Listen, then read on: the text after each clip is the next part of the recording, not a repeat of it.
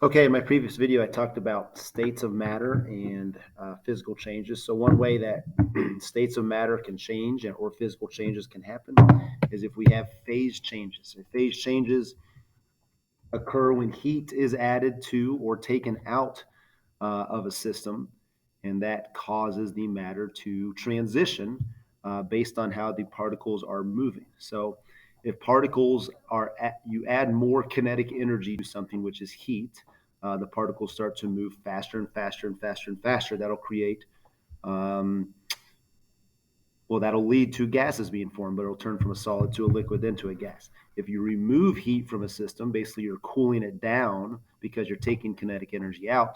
We're going to start to see solids form. So phase changes, we're changing the phase, so from solid to liquid to gas, or vice versa.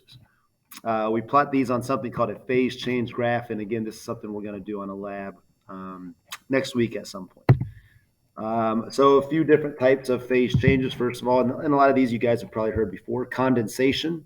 If you go out on a summer morning and you see dew on the grass, that's condensation. That's gas. That's gas that has become a liquid.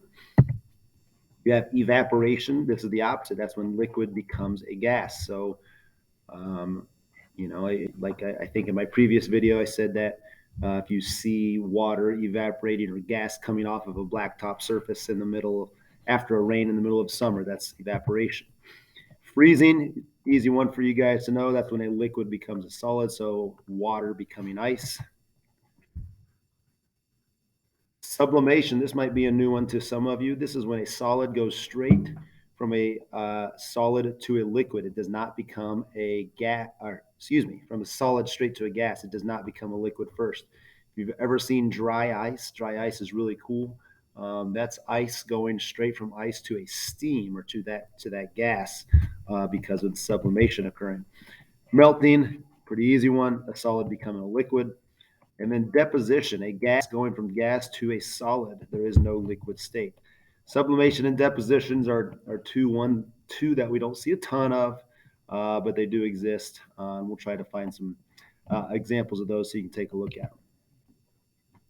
Change of state is a physical change. Remember, there's no chemical reaction that has occurred. We haven't created a new substance. Um, so they go from one state to another by changing the energy. This all has to do with the kinetic energy. If you add energy to something, you are basically giving it heat, and that causes the particles to move faster. This is called an endothermic reaction. Think of endo or into, right? Energy is added. We're adding energy to that reaction. Particles are moving faster.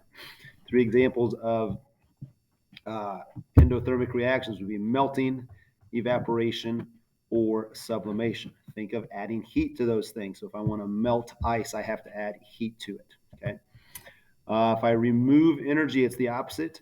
Now my particles are moving slower. I have taken kinetic energy out, and they're slowing down, slower, slower, slower. This is called an exothermic reaction. Easy way to remember that. Exo or exit energy is exiting the reaction, and those particles are moving slower. So the opposite of the three I gave you before. So now I'm going to freeze. When I freeze water, it goes from a liquid to a solid.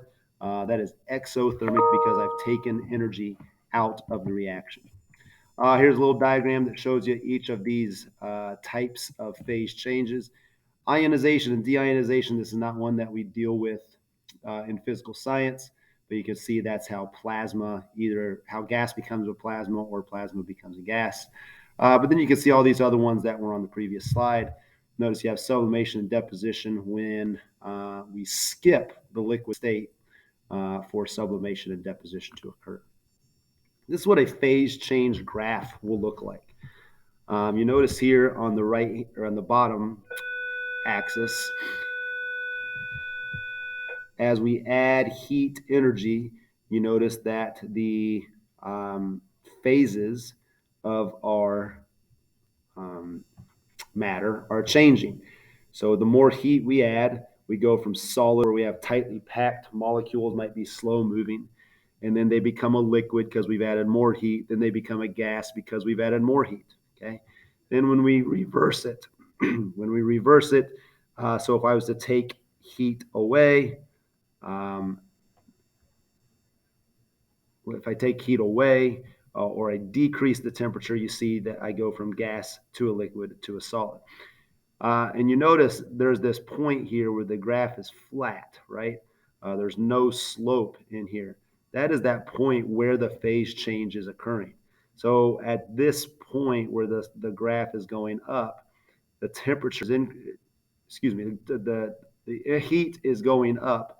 But when you get to here, even though I'm adding heat energy, there's a point where it has to go through this transition where the graph remains flat. Um, we will do, like I said, a very cool lab where we get to see the phase change in water, and you'll have to measure when that occurs. But that is phase changes of matter.